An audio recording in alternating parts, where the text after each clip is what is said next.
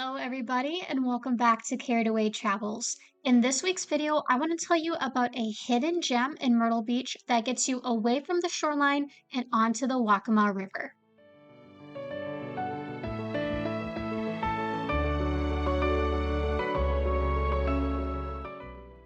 By the way, if this is your first time here, I'm Carrie, and I share helpful travel tips, itineraries, gear recommendations, and more so you can always have the perfect trip. If that's the kind of content you've been looking for, make sure to hit that subscribe button before you forget so you can see all these kinds of videos from me in the future. Now, I realize that most people go to Myrtle Beach for the beach, but there are some reasons to take a break. Maybe you're like me and you burn to a crisp in about 2 hours flat, or you're just kind of tired of being on the shoreline and you want to go do something else. A lot of people just go to the boardwalk or maybe one of the shows, and they don't realize that Myrtle Beach, like a lot of South Carolina's coastal towns, actually has some really beautiful and diverse ecosystems that you can explore. Now, I can only take so much beach on my beach vacation, so I specifically did some research to see if there are some other nature outdoor activities in the area. And the one that caught my eye specifically was a Waccamaw River tour. These tours are run by a locally owned company, and you can tell that they actually care about this area. Like, they're not just running a tour, they really care about the river and the creatures that live there. You can just hear that in how they talk about everything. It's really cool. I did find it very interesting, and this is just a little heads up. The tour leaves from the back of an abandoned zoo, which we were driving through, and Dana goes, "Carrie, where are you taking us?" Because it was a little interesting. But backstory, the owner does not want to sell it out to anyone and have them develop it. She wants to keep it natural and protected as is. And the river tour company taking their tours from there kind of helps support that goal as well. When you support them, it goes towards helping them help her support this area. So it all interconnects. So this is a great way to support the local economy and ecosystem versus some of those bigger shows or other things that are maybe on the boardwalk that are a little flashier. Once you actually arrive on site after driving through the zoo, you'll find parking, and there is a little shop that you can pop into with a restroom, some drinks if you need it before the tour. They also have a lot of little knickknacks and interesting things. We visited before and after because they actually sell a couple specific things that are mentioned on the tour, specifically Tupelo honey, which is apparently really hard to harvest. It comes in very limited quantities and requires a very specific flower, but it is very tasty. They have a couple different bottles of that. They also have Carolina gold rice, which apparently was almost extinct at one point, and then someone decided to bring it back after hearing his grandparents talk about how much they loved it as kids. And so they have bags of that you can buy there as well, along with just some different handmade goods, bird plushies, things like that. They also have a couple very sweet doggos that would love to come and say hi. They like being petted, they like greeting everyone, and if you're nice, you may even be able to snuggle with their chihuahua. About 10 to 15 minutes before the tour is officially supposed to start, they will get everyone lined up and then loaded onto the boat. They were really good about setting up so groups could sit together. Like, we had a group of 7 and we just ended up in 3 rows, and so we were able to all enjoy it pretty close together. And then once they head out, the guide is going to start telling you all about this area. Now, I really enjoyed our guide. She did a wonderful job. She talked the whole time, but everything was relevant and interesting. She would pause to tell us about specific things we were seeing, and it seemed like they had worked that into her little spiel so that there was time for her to point out specific things that they knew we were going to see. And you could tell that they knew this river like the back of their hand. She did such an amazing job, and she knew exactly where we were going to see specific birds, where their nests were, how many years they had been coming and nesting in that area. She could point out specific ones by name and like nesting pairs. And she had some really cute anecdotes about some of the birds. Like there was a specific bird couple that migrates every year, and apparently these birds migrate separately. And then typically they all come back to the area within a couple weeks of each other, but these birds always come back within like 2 days of each other, which is just so sweet. But like that was such a fun story. And so they've been specifically studying these birds, and like they've reached out and asked why those two specific birds always know when to come back together. Things like that. So there was a lot of just general information, but a great mix of very specific information as well as we explored. The captain and the guide did a great job keeping an eye out for that wildlife. Because of that, we were able to spot an alligator that was just barely peeking up above the water. We spotted a lot of birds, turtles, just a lot of very interesting things.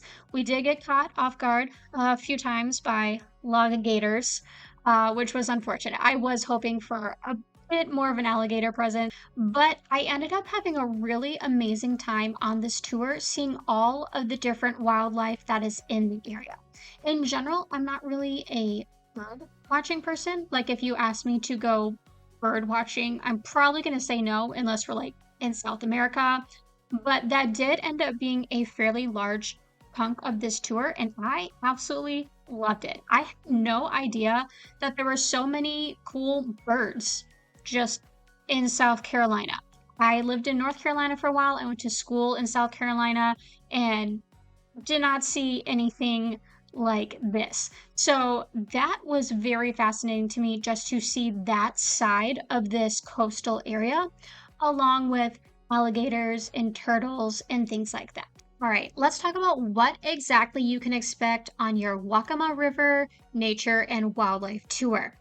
So obviously you will be going down the Waccamaw River, but one thing I appreciated was there are a number of smaller offshoots on the river, and that is where you spend the majority of your time. The main river is busier, there are a lot of boats cruising by, and once you get away from that, it is so much quieter and it increases your chances to see more wildlife, and it's easier to hear the guide. Now, as you go, the guide is going to give you a ton of information about the area, the history. I actually found the history to be really fascinating.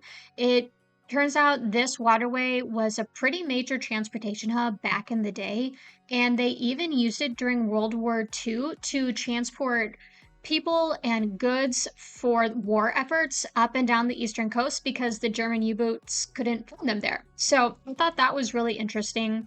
And of course, there's just so much to learn about the ecosystem here.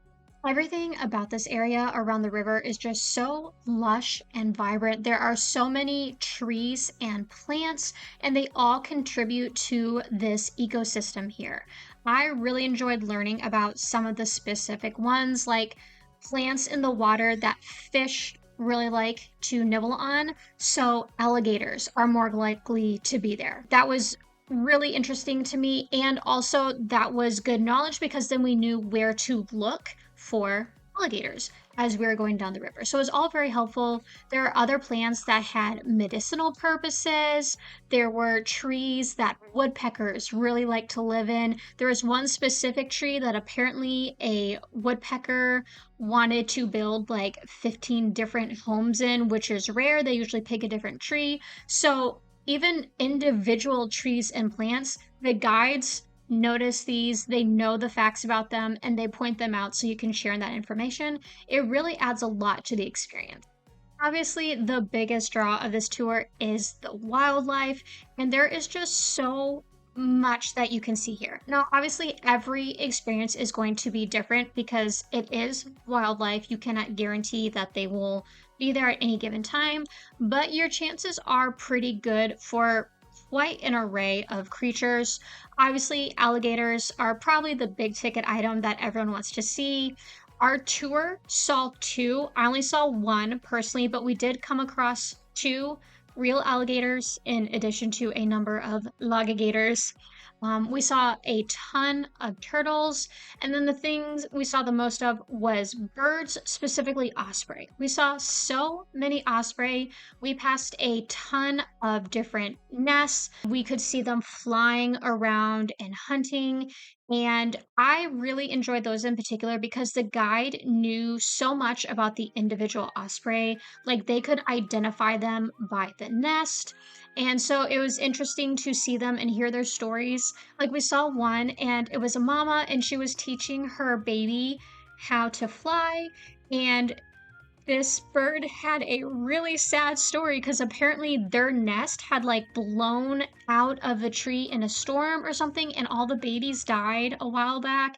And they were so sad that they ended up moving their nest. And the ospreys usually don't move their nest, but they moved to a different tree. And this was like her first baby since she'd lost that whole other nest, and I guess they'd gone a few years without having babies. So it was like really a sad story, but it was so sweet to see her working with her baby and trying to teach her how to fly.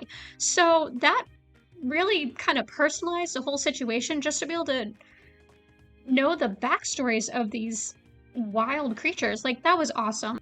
In addition to that, we saw a number of herons and egrets, which I really like those. I mean, they're huge birds.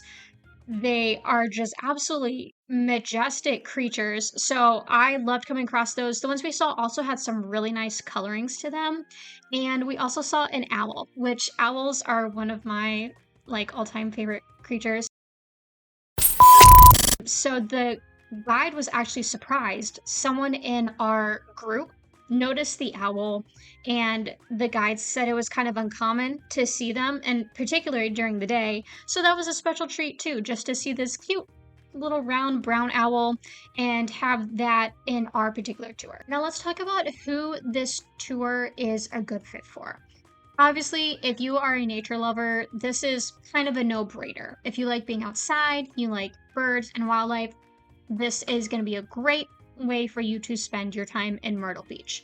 However, I do think there are some kind of universal elements that really make this a good option for almost anyone. As a whole, the tour is just really relaxing, just cruising down these calm inlets with the sounds of nature all around you. It's just very peaceful. So I think that's a great way to relax. Like, obviously, there's beach relaxation, but this is a different type of relaxation, and it is very, very nice.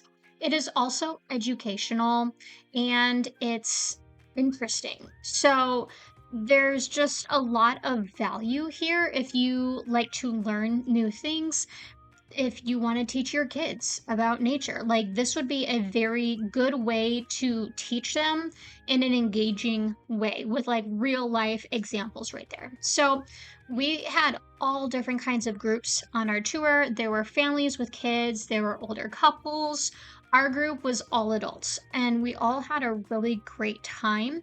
Even the ones that maybe like nature isn't their first choice, everyone said they had an awesome time. We really enjoyed it. And again, it was just a good break from the beach. To wrap things up, let's just talk about a few practical things to know to plan your Waccamaw River Nature and Wildlife Tour. So first of all, tickets cost about $40. You can get them on a few different platforms. We specifically got them on Viator, which I personally really like because it gives you access to all sorts of different experiences around the world. You earn points on each booking, and you can cancel up to 24 hours before if anything were to happen. The whole thing takes about 2 hours, and it is very accessible. You do not need to get up and walk around. The boat ramp is wheelchair friendly, and something I really did appreciate was they have a policy to not sell every available seat. I don't know if you have ever been on a boat tour where they pack you in like sardines and there literally is not enough seats for everybody. I hate that. So I really liked that they specifically do not sell every seat so that people can spread out, so that it's easier for groups to sit together. I just thought that was a wonderful policy. it is a good idea to bring some water with you. They do have water on the boat and they ask for, I think, $1. But if you're in an emergency situation, like we will just give it to you. We do not want you to pass out from dehydration. So that is there if you need it. And also, since this is a 2-hour tour, it is a good idea to go to the bathroom before you leave the dock. There is a bathroom on the boat, but I personally hate using boat bathrooms. So I would recommend going at the on-site store before you get on the boat. On days they run tours, they do have two different time slots you can choose from, an 11 a.m. or a 2 p.m. But keep in mind, these do tend to sell out, like most stuff in Myrtle Beach. So once you decide that you want to do this, I would hop on pretty quick and buy your tickets just to make sure that that specific time slot doesn't sell out. That is all from me for today. Thank you so much for watching this video. I hope you enjoyed it. I hope it was helpful for you as you plan your Myrtle Beach vacation. Once again, I think this is a great way to break up your time at the beach and just see a whole nother side to Myrtle Beach that most people miss. If you want more information about this tour, I do have a full written blog post on my Carried Away Travels blog at cochranewriting.com. I invite you to check that out. I also have adventures and itineraries and gear recommendations from all over the world. So please take a look at my other YouTube videos or my blog. You never know what you're going to find. If you enjoyed this video, please give it a thumbs up. Feel free to save and share it. And if you are not already subscribed to Carried Away Travels, please do that before you go. I look forward to seeing you again soon. Thank you for watching and happy travels.